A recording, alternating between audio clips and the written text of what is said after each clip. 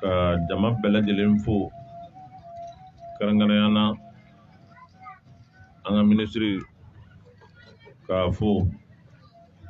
jama min bɛ yan ka bɛɛ lajɛlen fo ka barika da bɛ an ka alimamiw ni karamɔgɔw ni maakɔrɔba minnu bɛ kɛnɛ kan an denw ni an mɔdenw ani maa wɛrɛ minnu bɛ yan n'o ye Dunbiyalakaw awɔ Dunbiyalaka ninnu ye an b'olu fana fara foli in kan ka dugawu k'u ye an b'a ɲini Ala fɛ ya Rabi Ala ka ko in kɛ hɛrɛ ye ya Rabi Ala ka ko in kɛ hɛrɛ ye ko in sababu bɛɛ lajɛlen Ala ta tɛmɛnen kɔ a bɔra maa min na o y'an ka minisiri ye min sigilen filɛ nin ye n kɛrɛfɛ ale de ye ci bila ka na o yɔrɔw bɛ yen o bɛ bila an ka bolo kan n k'a lajɛ a ka kan ka kɛ yɔrɔ minnu na a ka kɛ yen a bonya a diyara n ye a bonyana n ma n y'a lajɛ ne yɛrɛ sigilen bɛ yɔrɔ min n sigiɲɔgɔnw o ye Jikɔrɔnikaw ye Dugukɔrɔ ni ayiwa yan mɔgɔw nin bɛɛ ye ne sigiɲɔgɔnw ye kelen an y'o kɛ Dugukɔrɔ an bɔra a yɔrɔ la sisan filanan an ko an kana kɛ yan nɔ a sigibaw bɛɛ lajɛlen ayiwa k'a ɲini Ala fɛ Ala k'a k'u ma hɛrɛ ye a ka kɛ hinɛ ye a ka kɛ nafalan ye Dunbiyalakaw min ɲinina olu fɛ u k'u sigi da la u ka ji soli k'a di mɔgɔw ma olu sen t'a tɔ la olu sen t'a tɔ la n bɛ dugawu k'u ye n bɛ profiter vraiment ka dugawu k'u ye ka dugawu kɛ Madu yɛrɛ ye min ye an den ye Madu ye n den de ye kabini don min y'a ye fo n bɛ yɔrɔ min na bi n m'a minɛ ni dɔwɛrɛ ye ni n den tɛ ale yɛrɛ mɛ minɛ ni dɔwɛrɛ ye ni ayiwa fa tɛ k'a ɲininka n ye baara in k'a lajɛ a ka kɛ yɔrɔ in na yan vraiment yɔrɔ yɛrɛ cogoya b'a jira k'a fɔ ko a kɛ yɔrɔ ɲuman ye yan ye alhamdulilayi nin ye fɛn ye min kalifalen b'olu fana la u k'a dɔn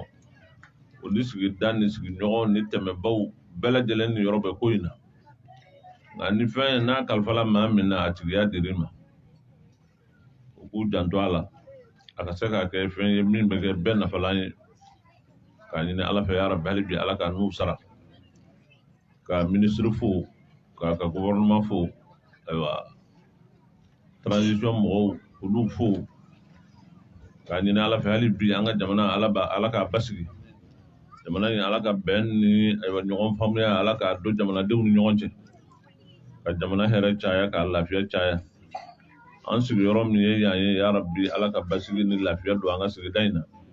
hali bi sigida mɔgɔw Ala ka bɛn don u ni ɲɔgɔn cɛ ka lafiya di an bɛɛ lajɛlen ma k'an laban ɲɛ ka hɛrɛ k'an ye ka hinɛ an ka taabaw la sallallahu ala Muhammadin wa alihi wa sahbihi wa sallam wassalamu alaikum wa rahmatullahi wa barakatuh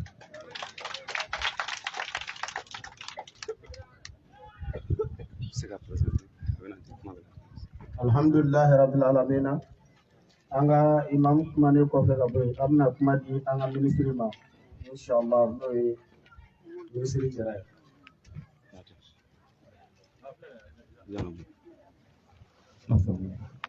alhamdulillah rabbil alamin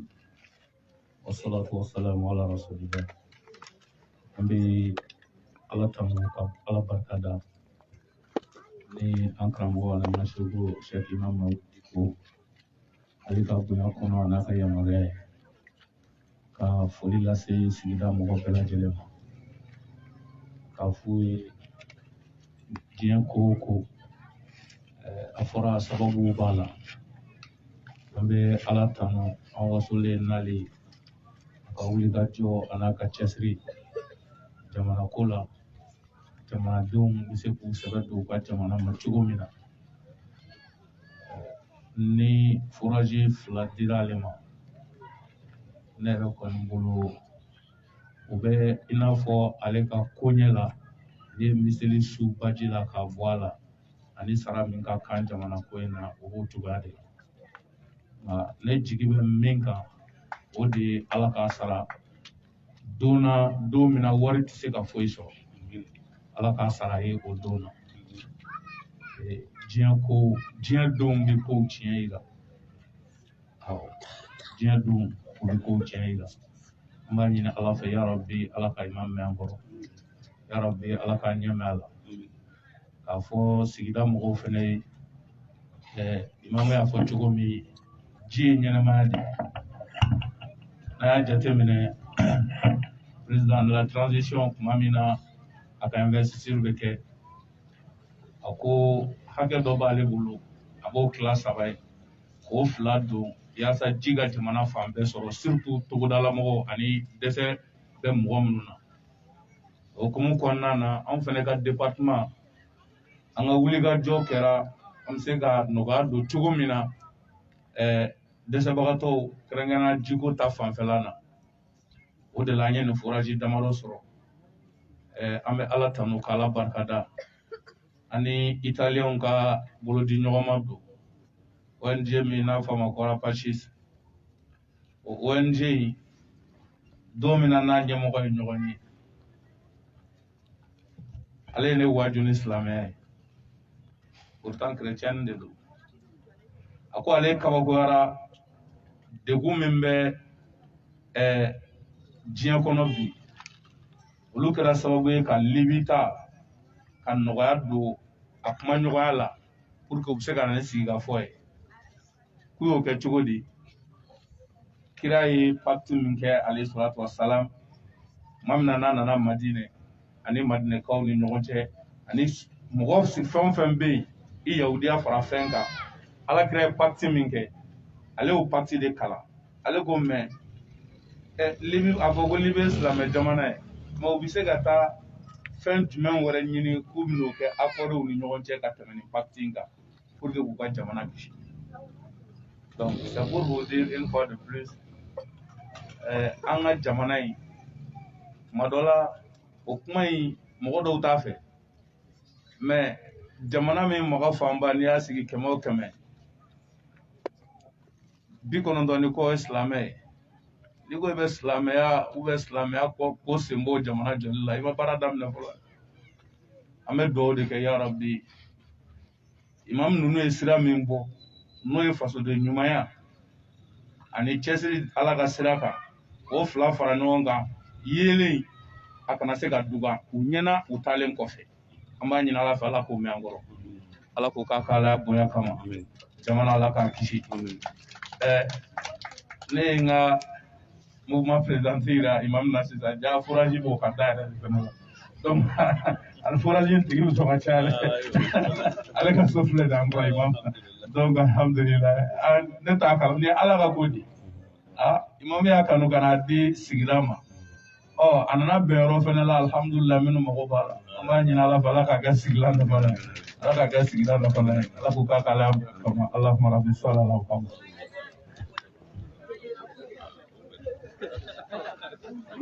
alhamdulillahi rabbil alamin tɛmɛnen kɔfɛ ka bɔ yen an bɛ sira di alimami ministre ma u ka hakɛto kɛ ka ji fɔlɔ dayɛlɛ. Ka ca dɛ.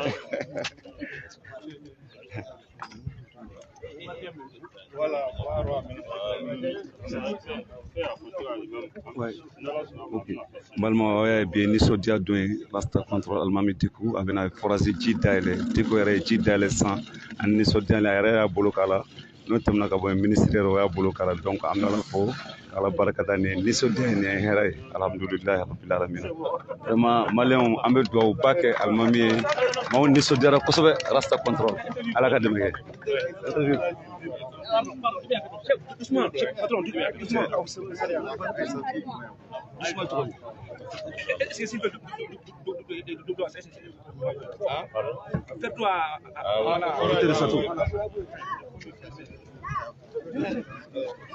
Voilà, c'est bon. C'est bon? Voilà, c'est bon. Voilà. Bonjour. Pourquoi le choix de ce quartier pour le premier? Merci bien, je vous remercie. Remercie Monsieur le ministre ici présent et tout le gouvernement pour l'honneur qui nous a été fait de nous offrir ces 2 forages qu'on a jugé vraiment de répartir entre les habitants. Nous pensons que c'est des endroits aujourd'hui qui sont vraiment dans le besoin. Donc c'est pour cela que nous avons choisi ce site, tout en remerciant encore une fois M. le ministre pour ce don précieux. Prier aussi que les habitants puissent vraiment se le partager avec bonheur et que les passants, les habitants et que tout le monde puisse vraiment être servi dans ça. C'est vraiment ce qui nous a motivés à choisir ces endroits que nous pensons être sensibles. Un premier endroit qui est une école qui abrite à peu près 1000 et quelques élèves qui sont vraiment dans le besoin, qui se situe dans l'ancien quartier. Et aussi ici avec l'affluence des passages ici. Donc le besoin vraiment se fait sentir surtout dans certaines périodes. Vraiment encore une fois, je profite de votre micro pour remercier M. le ministre pour ce geste combien salutaire. Remercier son gouvernement et prier pour le Mali, pour qu'il y ait la concorde, la compréhension, la solidarité entre tous les enfants du pays. Merci beaucoup.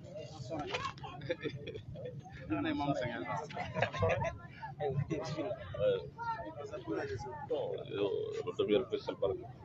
sabu yarkoy ka kuku yarkoy almode yarkoy talahu ama dambe di bo yar marani ho ka inauguré basu wo ka ci basu ka ministre nga noya yalla noga population yalla warka suba no ka ci todo al jamaatu sakko jamaare do sakyan haji dem ay kaddo jinne ka ci bisal wo ak jama maral o gande pour on yo gara ka e sana ton haji yalla kal go no do course ka hadi sala der ko tala yadda der ko nora do mun da huna do rotation pour muskin gande wora ka der ko do hadi hinne ta ka ni ro wero der ko min der hadi bor dunya dira am min der ala kara hadi bor am hinne yer gande dira mo nora lafiya amma dam wafa koy na gorkas ne boro yadda ceragal almore der ko ma tabatin gande torro ka gara dala kal tunay ka gara der ko subhanahu wa ta'ala go in ka jerga der ko tala ma jerga yers torro pour ka yer ko pour no be ko ko ne kala gomni der ko yer ro mi yer ko yer di ci ber ka yer ko subhanahu wa ta'ala go por ka no yer gande wasi Allah yer ko no yer dora Allah assalamu alaykum wa rahmatullah.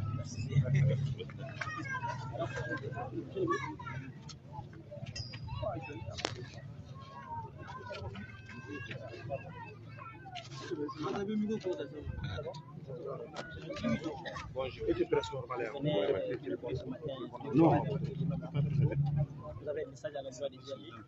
Bon, tout d'abord, nous rendons grâce à la Tout-Puissant qui nous a permis de réaliser ces œuvres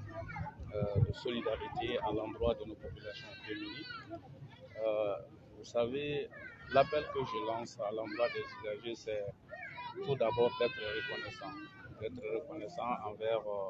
cet ouvrage qui vient d'être réalisé sous le leadership du chef Imam Mahmoud Dicko, qui fut un exemple, qui est une école que chaque famille et chaque enfant doivent suivre pour le bonheur et le futur radieux de notre génération. Aussi, je remercie les heureux donataires. Ces 2 forages font partie d'un projet de 29 forages que nous devrons réaliser à travers le pays. Nous étions tout de suite dans une école, à peu près plus de 1000 élèves, qui étaient dans un besoin crucial en eau potable, donc qui vient d'être réalisé grâce à ce partenariat entre le Mali et l'Italie, et à travers l'ONG Rapachis, et grâce à l'imam Mahmoud Dicko. Ça aurait été un autre leader. Il allait choisir soit son champ, peut-être soit sa maison, mais il a voulu donner ça à la population,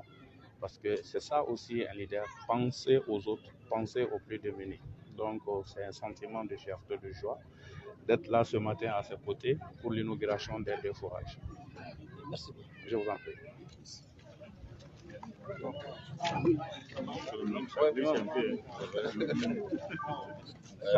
donc bon ani ministre la ɲɔgɔn na nin waati na alimami Diko ani ministre vraiment u nana forasi dayɛlɛ mun nana content na ni ɲata 24 an b'ala fo k'ala barikada toujours maliyɛnw nin ye hɛrɛ ye nin ye koba ye nin ye nisɔndiya ye ni nin ɲɔgɔnna bɛ kɛ jamana la an bɛ ala fo k'ala barikada hakilina ɲuman belebeleba ye ni ala sɔnna donc an bɛna se Mayiga ma Mayiga salamu alaikum ok an bɛna se Mayiga ma donc a bɛna fila fɔ Mayiga fɛn donc an bɛna san balimacɛ ma n'o ye Mayiga ye a bɛ fila fɔ ye Mayiga salamu alaikum bi forasi dayɛlɛ na e bɛ se ka hakilina jumɛn fɔ jamanadenw ye ɲata 24 bon ne yɛrɛ tɔgɔ Dr Sori Ibrahim Mayiga sato dayɛlɛ de don voilà sato dayɛlɛ de don imam aw b'a dɔn a ka baara caman ye ka fɛnw ɲini k'a di fantanw ma donc o hokumu de la an bɛ yan y'a mɛn voilà hokumu de la donc hakilina jumɛn b'i bolo ka ɲɛsin jamanadenw ma toujours kumakan laban voilà donc ka bɛɛ lajɛlen fo dɔrɔn bon ala ka ni ɲɔgɔnna wɛrɛ yira an na merci donc toujours n balimaw an bɛ yan ni ala sɔnna an nisɔndiyalen don an wasalen don donc Madu an bɛna Madu yɛrɛ ɲininka Madu ok a ye na joona o tigi bɛ problème t'a la ok an bɛna don so kɔnɔ la ka foli kɛ donc an ka don donc balimaw alimami bɛ ka don Madu yɛrɛ ka du kɔnɔna la ka na foli kɛ n'o ye an ka alimamiba ye an nisɔndiyalen an kɔntannen ji dayɛlɛnna du kɔnɔna la musokɔrɔba ye faɲuma donc o bɛɛ bɛ kɛnɛ ma d'accord Madu yɛrɛ bɛ nalen ni ala sɔnna nin waati na an bɛ ala fo k'ala barikada kosɛbɛ kosɛbɛ a sigiyɔrɔ ko donc alimami bɛ kɛnɛ kɔnɔ ani ministre donc ni soden alimami ka chauffeur fɛ san bɛ alimami ka chauffeur de fɛ n'o ye Madu chauffeur min b'a ka mobili boli tout le temps forasi yɛrɛ dayɛlɛ ale ka da de la ni ala sɔnna ale yɛrɛ bɛna na ni alimami ani ministre an bɛna kumakanw na fɛnw bɛ passer ko passera rasta contrôle ni ɲata la 24 la aw bɛna o lamɛn ala sɔnna donc an nisɔndiyara kosɛbɛ kosɛbɛ donc hakɛto Madu siɲɛ fila bɛ kan kun donc toujours hakɛto wayi hakɛto voilà toujours ok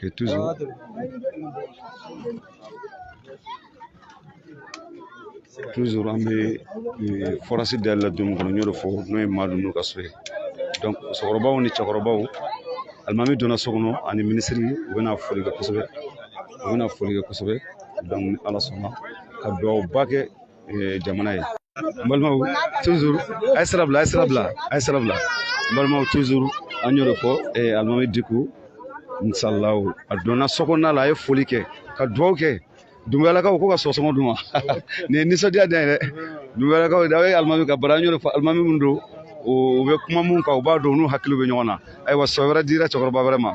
nin kɛra soko dan ye bi donc ni ala sɔnna an bɛ duwawu kɛ alimami Diko ani ministre bɛ ɲɔgɔn bolo nin ye jamanajɔ ye an bɛ ala fo ka ala barikada nin ye nisɔndiyaba ye Seriba an ka kan ka Seriba ɲininka o Seriba demo kuma wɛrɛ t'anw bolo walayi ni Maru ka kan walayi Maru kɔni ni n'a ka kan walayi alimami ka Maru a bɛɛ n'ala cɛ ni n'a ka kan donc bi forasi dayɛlɛla ye aw yɛrɛ bɛɛ sera kɛnɛ kan a bɛɛ n'ala aw cɛ nisɔndiyara depuis a fɔra an ye an nisɔndiyara merci beaucoup i ni ce ni baraji ok an bɛna se an ka ustaziba ma ustaz salamu alaikum an bɛ kɛnɛ caman kan an bɛ nin kɛnɛ in kɔnɔ Diko nana forasi la i fana bɛ se ka hakilina jumɛn e yɛrɛ ye jɔn fɔlɔ ne ye Umar Jalo mais ne dɔnnen don Sema Baru de la Sema Baru bon Diko y'an fa ye yan'a ka se karamɔgɔya ma fa bɔlen kɔfɛ fɛnɛ an ka karamɔgɔ don parce que ale ye sira caman yira an na bon bi an bɛ kɛnɛ min kan o ye lahinɛni kɛnɛ de ye hali bi maa o maa bɛ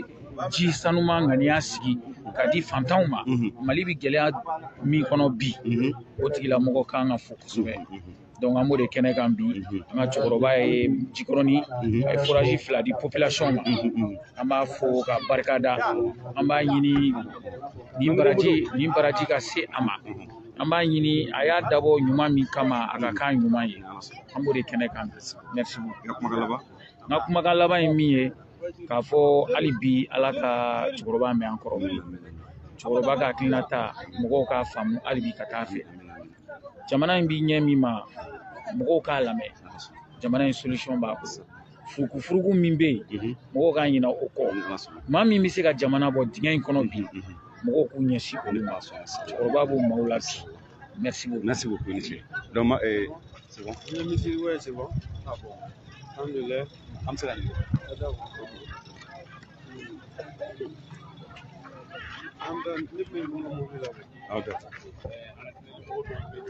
an y'a fɔ ka yɔrɔ dɔw yira n ka courage ninnu kɛ yɔrɔ min na alhamdulillah c'est Cheikh Mara Aidara b'o la Imam Mahmoud Diko b'o la Bouye Zavia b'o la ka taa se forage dɔ bɛ Buguni village dɔw la dɔ bɛ Madina Sakɔ village dɔw la dɔ bɛ Mopti village dɔw la dɔ bɛ Toboko village dɔw la à peu près n y'o de fɔ a tila-tilaw jamana ni ɲɔgɔn cɛ sɔgɔmada in na an nana yɔrɔ 2 min dayɛlɛ vraiment ne yɛrɛ nisɔndiyara parce que an taara école min na denmisɛnnin 1000 ni kɔ de bɛ yen mais ji foyi tɛ yen o kɔfɛ sigida yɛrɛ fɛnɛ robinet dɔ bilara kɛnɛ ma sigida mɔgɔw bɛ se ka ji ta ka fara ekɔlidenw kan donc o nisɔndiya de b'an na jamana in y'o de ye n'an ye dɔɔni kɛ min ye jiko dekun ye camanba de bɛ bɔ a la parce que a yera k'a fɔ maa min mago bɛ halisa ji min t'a la jamana kɔnɔ a bɛ taa fɔ maa miliyɔn 6 ɲɔgɔnna la donc ce qui fait que halisa baaraba de b'an bolo ka kɛ an b'a ɲini Ala fɛ jamana halisa Ala k'a s'a kɔrɔ an ka jamana ɲɛmɔgɔw kɛrɛnkɛrɛnnenya président de la transition colonel Asimi Goyita n y'ale ka misaliya ɲuman de parce que ale fɔlɔ de jɛra a ka fɔ ni souveraineté kɔ k'o tila 2 ye 3 ye ka 2 ta k'a bila nin baara ɲɔgɔn kan n'o ye œuvre sociale ye donc ni anw y'ale ka ministre diyagoya an b'o ɲɔgɔnnaw de ladege yaasa ka hinɛ lase dɛsɛbagatɔw ma sigida la Ala k'an bɛɛ sababa ok merci kuma ɲɛna donc nin tun ye ministre ye ministre ladilikan mun di donc an bɛ Ala fo ni ni ɲɔgɔn ministre caman bɛ an ka jamana transition kɔnɔ nisɔndiya de don ani alimanba an y'o de fɔ jamana tɛ se ka jɔ silamɛw kɔ donc ni nisɔndiya u nana ka ji di ka tila ka duwawuba kɛ an ɲɛta 24 n'Ala sɔnna an kɔntannen ba don halisa an b'a fɔ Ala ka nin kɛ ɲɛta ye Ala ka dɔ fara kan inchallah